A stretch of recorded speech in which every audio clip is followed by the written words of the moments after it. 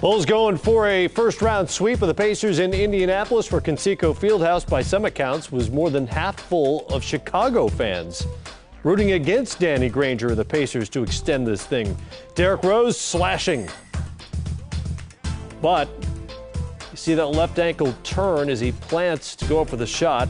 Still made it, but like you saw it, Matt, that when he planted, his force, his quickness, his strength, he rolled it over. But good news for Bulls fans, he would return. He walked off, he walked right back on again. Second quarter. Rose loses Dante Jones on the wing. Carlos Boozer hits the open Rose for the big dunk. That's a point guard. You know, when he dunked that one, I said, you know, that ankle's fine right now. Ankle seems okay. Indiana goes on a 15-1 run. In the final minutes of the second quarter, Danny Granger misses. It's Roy Hibbert with the stick back and the foul. In transition, Darren Collison for three.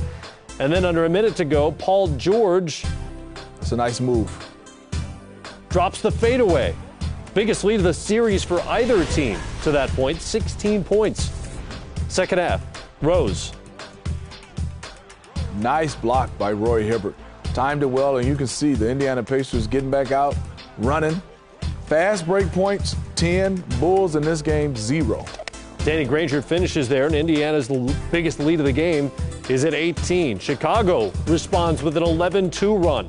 Joakim Noah driving to his left for the lay-in. Luol Deng knocks down a three of his own from the corner. Then Rose splits the Pacer defense, finds Carlos Boozer diving to the rim, and they're within 9. Nice pass by Derrick Rose. You know, you can see they're trapping him. And when they're not trapping him, he's turning the corner. He misses that one. How much do you think the ankle affected his shooting? You know, a little bit, because you can tell he didn't get off. He didn't get off the ground as well. But I think also his shooting. He's been shooting all his shots shorts, even when he wasn't hurt. And I think that's one thing he's going to have to look at film and correct to try to get him up in the air a little bit. And this guy, Kyle Korver, everything he throws up is going in from that three-point line. Beats the buzzer at the shot clock, or did he? Very, very close. Upon review, it was ruled Korver did not get the shot off in time. Granger knocks down a jumper over Luol Deng there. It's Indy back on top by 16.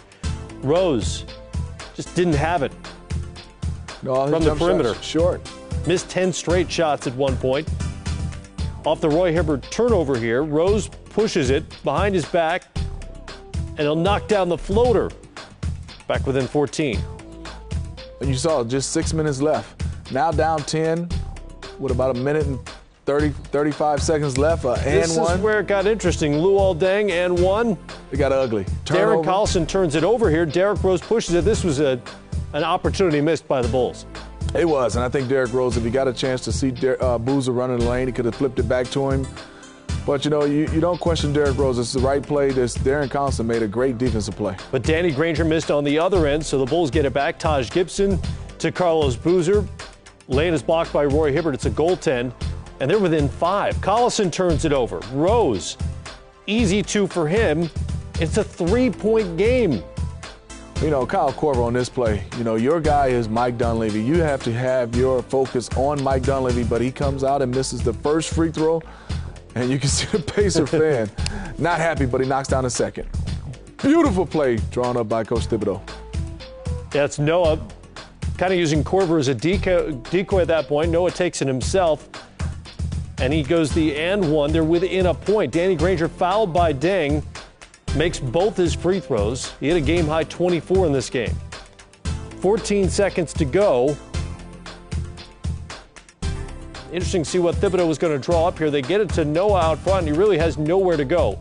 Well, picks up his dribble, and he's stuck. Great defense by Danny Granger and also Dante Jones. Kicks it out to Carlos Boozer. And that was the last option because the clock was running down. First three-point attempt since December of 2007.